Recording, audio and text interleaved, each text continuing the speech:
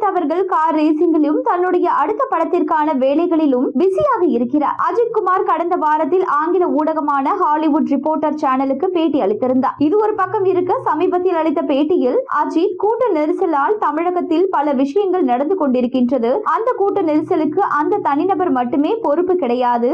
அவரது பேட்டி பெரும் கவனத்தை ஈர்த்தது. இந்த பேட்டியில் அவர் தெரிவித்த சில கருத்துக்கள் விஜய்க்கு ஆதரவாக இருப்பதாக, விஜய் ரசிகர்களும் அதே கருத்து விஜய்க்கு எதிராகவும் இருப்பதாகவும் நெட்டிசன்களும் கருத்து தெரிவித்து வந்தார்கள். இந்த நிலையில் இது தொடர்பாக அளித்த பேட்டியில் அஜித், நான் பேட்டியில் சொன்ன விஷயம் இளைஞர்களுக்கு நல்ல செய்தியை கொண்டு போய் சேர்க்கும் என்று இருந்தேன். ஆனால் ஒரு சிலர் அவர்களுடைய அஜெண்டாவை கொண்டு சேர்க்க பயன்படுத்துகிறார்கள். எனக்கு அது தெரியும். இங்கு எது எடுத்தாலுமே பரபரப்பாக மாற்ற முயல்கிறார்கள். நான் எனக்கு பிடித்த பாதையில் பயணிக்க விரும்புகிறேன். என்னுடைய நல்ல எண்ணங்கள் சில ஊடகங்களால் இளைஞர்கள் மத்தியில் கொண்டு சேர்க்கப்படவில்லை. விஜய்க்கும் அஜித்துக்கும் இடையே மோதல், அஜித் ரசிகர்களுக்கும் விஜய் ரசிகர்களுக்கும் இடையே போர் என்றெல்லாம் சொல்கிறார்கள். அவர்கள் அமைதியாக இருப்பது நல்லது. எப்பொழுதும் நான் விஜய்க்கு நல்லதையே நினைத்து வருபவர். நானும் விஜயும் எதிரி கிடையாது என்று கூறியிருந்தார். இதற்கிடையில் எனது பூர்வீகம் அடிக்கடி கேள்விக்கு உள்ளாக்கப்படுவது, சிலர் எப்பொழுதுமே என்னை வேற்றுமொழிக்காரன் என்றே கூறி வருகிறார்கள். ஒரு நாள் வரும், அன்று அதே நபர்கள் உரத்த குரலில் என்னை தமிழன் என்று அழைப்பார்கள். இந்த கார் ரேஸில் சாதித்து இந்த மாநிலத்திற்கும் நாட்டிற்கும்